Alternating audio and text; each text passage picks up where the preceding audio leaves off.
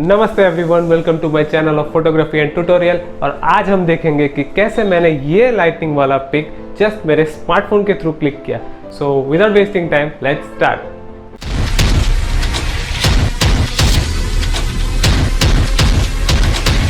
Lightning is a naturally occurring electrostatic discharge. So basically it's just electricity. So it is very difficult to capture in your mobile screen or any other digital screen. So हम क्या करेंगे इसके लिए हम long exposure use करेंगे। Long exposure के through हम lightning को इसके अंदर कैप्चर करेंगे और मैं आपको दिखाऊंगा जस्ट एक स्मार्टफोन से कैसे स्टार्ट करना है। So basically when you are starting all you need is tripod. So tripod से क्या होता है कि आपका जो इमेज है वो हमेशा एकदम स्टेबलाइज्ड होना चाहिए। और जब हम लोग लॉन्ग एक्सपोजर फोटोग्राफी करते हैं तो हमारा शटर स्पीड काफ़ी लो होता है, जिसके कारण क्या होता है कि अगर ज़रा सा भी एक डिस्टॉर्शन अगर कैमरे में आया, हमारे इमेज में डिस्टॉर्शन आता है। जिसका एग्जाम्पल मैं दिखाता हूँ, ये इसमें आपको दिख रहा होगा कि इस इमेज में एक्चुअली जो बिल्डिंग है उसमें शेक हुआ था मेरा कैमरा, जिसकी वजह से बिल्डिंग डिस्टॉर्ट हो गया, जिसकी वजह से एक poor quality bad image form होता है जो हम आगे प्रोसीड भी नहीं कर सकते और एडिटिंग में भी नहीं हो सकता। तो इसकी वजह से मैं हमेशा सजेस्ट करता हूँ कि आप एक ट्राइपॉड यूज़ करें।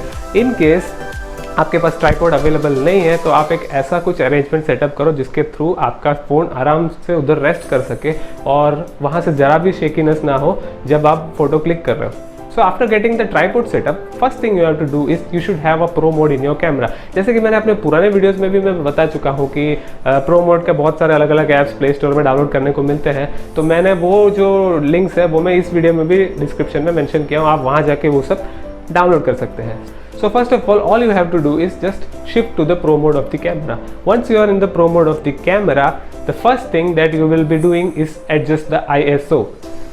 So ISO में बेसिकली इस बार मैं अपने फोटोग्राफी के लिए 100 यूज़ करूँगा। ISO हमेशा 100 ही मैं यूज़ करना चाहूँगा क्योंकि 100 is a very low amount and 100 से क्या होता है कि अब हमारे जो अनवांटेड लाइट्स है वो अंदर आएंगे नहीं और ज़्यादा ब्राइटन नहीं करें। So what happens if you put a 300 और 200 और अबव 1000 और what ever the ISO।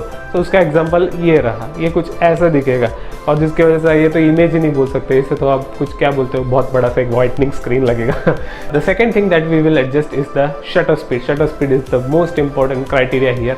Shutter speed हमेशा आपको ज़्यादा से ज़्यादा रखना है। तो मेरे फ़ोन में एक्चुअली 30 तक अवेलेबल है, बट बहुत सारे फ़ोन्स ऐसे भी आते हैं जिसमें 15 तक अवेलेबल है। तो don't worry, you can put it at 15। अगर आप 15 से 30 में रखते हो तो ज़्यादा देर तक शटर को क्लोज होने में लगता है और उतने टाइम के अंदर जो भी आसमान में जितने भी लाइट होते हैं वो सारे लाइट आके हमारे कैमरा के सेंसर के अंदर ट्रैप हो जाएगा। Now the last but not the least we will go to the focus. ना फोकस इसलिए एडजस्ट करते हैं, बेसिकली क्या होता है, स्मार्टफोन है तो हम ऑटो फोकस रखते हैं। तो बट इन जनरल में क्या होता है कि अगर कैमरे के सामने अगर कोई ऐसा कुछ आया की वजह से उसका फोकस लॉस्ट हो तो मतलब उससे क्या हो सकता है कि हमारा जो लाइटनिंग है वो ब्लर हो जाएगा और it will turn into a very poor quality image. So prevent that we will keep the focus at infinity.